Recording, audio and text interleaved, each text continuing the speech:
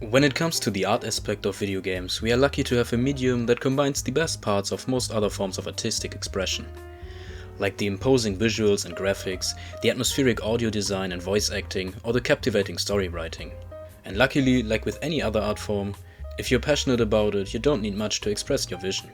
And one fantastic example for that is Vanillaware, a developer from Osaka in Japan that found a place in my heart when I played 13 Sentinels Aegis Rim last year. And with a team of 39 people as of 2024, compared to Ubisoft Montreal's 4000 for example, they managed to create beautiful games with unique gameplay twists and stories since 2002. And their newest game, Unicorn Overlord, is no exception to that. The game is set on a fictional continent that is divided into 5 kingdoms. Drakenhold in the east, a mountainous region with sufficient mineral resources that is ruled by the so-called Dragon Knights. Elheim in the south, a region with lush forests that is inhabited by elves that live in unity with their nation's nature. Vestoria in the north, that has not a single spot free from ice or snow, and is inhabited by anthropomorphic characters called Bestrels. Albion, a nation strongly influenced by religion and led by angelic beings, and last but not least Cornia, a land known for its military strength and agriculture. That also happens to be the former home of our protagonist Prince Elaine, but more on that later. Unlike in their last game 13 Sentinels, in Unicorn Overlord gameplay is not strictly divided anymore. Instead, everything can be accessed from an overworld map that extends as the story progresses. The gameplay is also much more varied, with way more options and side activities, with the main dish definitely being the combat. But before you are able to engage in any type of battle, you have to set up your units. In the beginning, each unit consists of at least 1 and up to 3 combatants, that can later be upgraded to up to 5. Each character in a unit is then placed on one of a unit's 6 positions that are divided into equal parts for the front and the back. Further, the position is by far not everything that can be customized for each of your soldiers. You can equip them with items that can change their stats or even grant them new abilities. The same goes for the weapons, or in some cases, like the knights for example, the shield as well. The battles themselves play out automatically, either completely animated in separate 2D environments, or with a much simpler animation directly in the overworld. But what your characters do is not random at all. You may actually customize how, who and in what situation each unit attacks opponents or buffs allies. To further get the upper hand in those encounters, you will have to find a great composition between classes inside your units. And because there are over 60, there's a lot to choose from. The units can be divided through several factors. For one, their movement type that defines how fast and what terrain they are able to cross. Like units that travel by foot, the slowest units that get slowed down further if they have to pass difficult terrain like sand or forests. Horseback units that are generally the fastest get slowed down by difficult terrain as well, but also get a speed boost on roads. And the flying units that are somewhere in between the other two and are not affected by terrain in any way. They are also capable to cross mountains, rivers or other obstacles.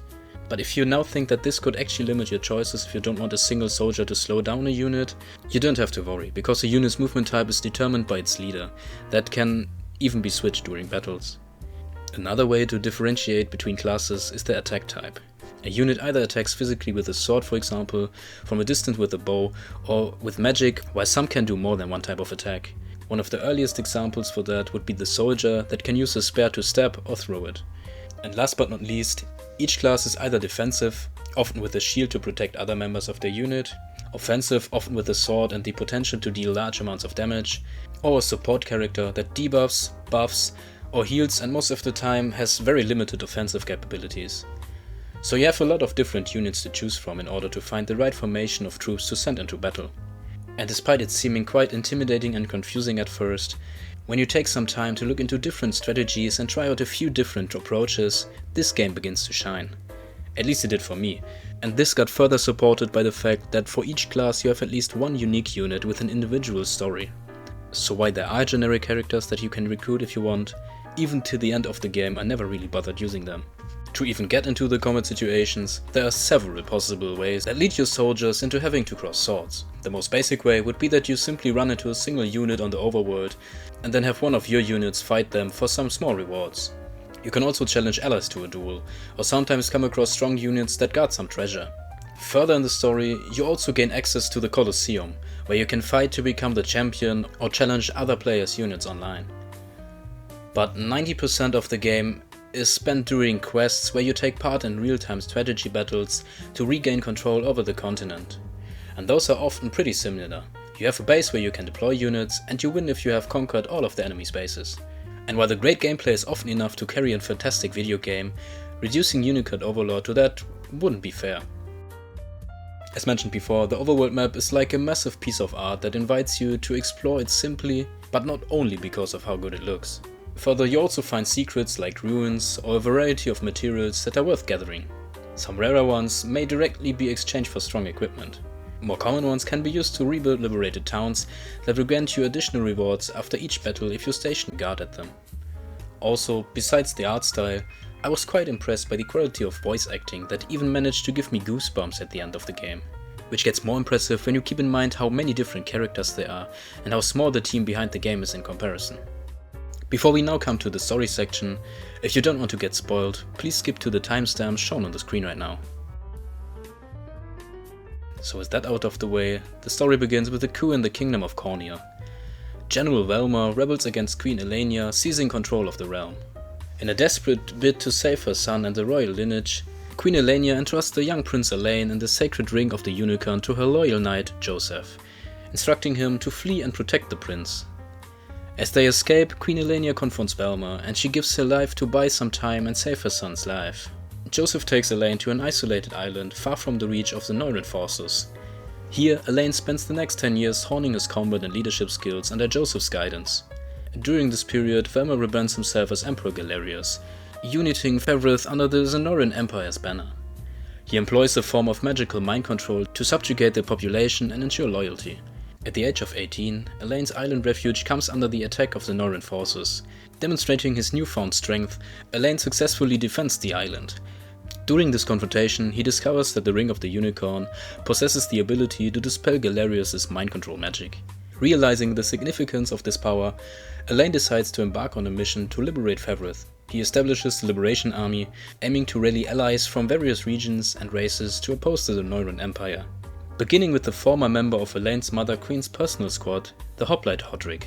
As the Liberation Army makes their way east into the mountainous region of the continent, they manage to bring Elaine's cousin Virginia on their side and begin to make their way toward the Colosseum, where Prince Gilbert entrenched himself.